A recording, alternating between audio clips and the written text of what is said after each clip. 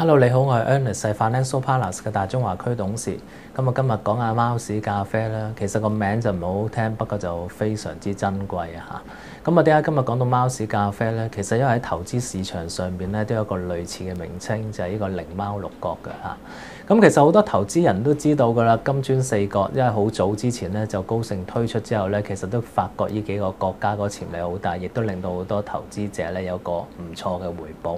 咁但係可能大家都聽厭咗啦，或者呢幾個國家個資產亦都升值咗唔少。咁所以咧過去嗰3年咧就多咗個新名詞，就係呢個咧經濟學人智庫裏邊提出嗰個嘅狸貓六角，就泛指哥倫比亞、印尼、越南、埃及、土耳其同埋呢個南非嘅。咁曾經有啲人咧就誤解，以為咧呢個 C 同埋 I 代表呢個嘅中國同埋印度嚇，咁其實就錯嘅嚇。咁最主要就講頭先嗰6個國家。咁呢幾個國家其實都有啲共通嘅地方，就係佢哋嗰個人口結構就比較年輕啲，咁所以佢哋將來嚟講咧，亦都會面對住一個幾唔錯嗰個國內消費嘅市場。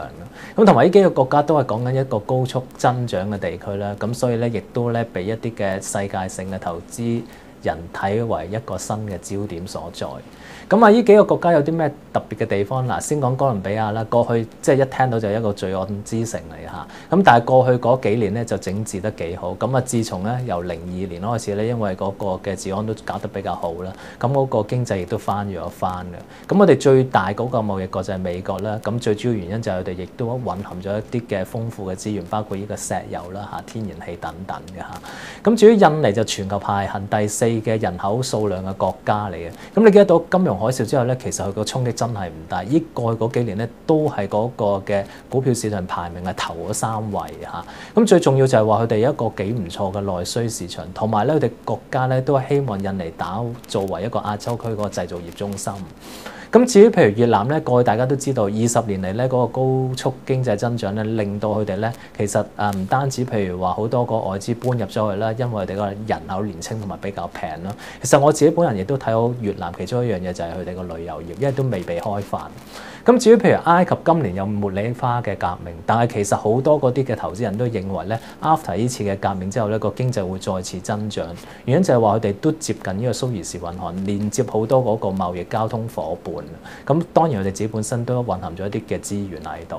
土耳其咁其實個地理優勢就係佢哋連接歐洲，亦都連接呢個中東，咁係一個樞紐嚟嘅。但係咧佢有個好處就係唔受到呢個歐元區嗰個嘅掣肘喺度。